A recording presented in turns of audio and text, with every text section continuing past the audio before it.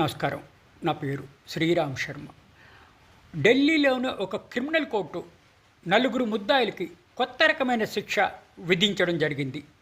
వివరాల్లోకి వెళ్తే, ఆ ముద్దాయిలు కోర్టు టైం వేస్ట్ చేసినందుకు ఆదేశించారు జడ్జి గారు. తమ రెండు చేతులు పైకెత్తి 10:30 నుంచి 5 గంటల దాకా కోర్టు హాల్లో నిలబడాలని, తమ హ్యాండ్స్ను రైజ్ చేసి ఉంచాలి కోర్టు హాల్లో, అదే వాళ్ళ పనిష్మెంట్ అని కోర్టు ఈ శిక్ష విధించడం జరిగింది.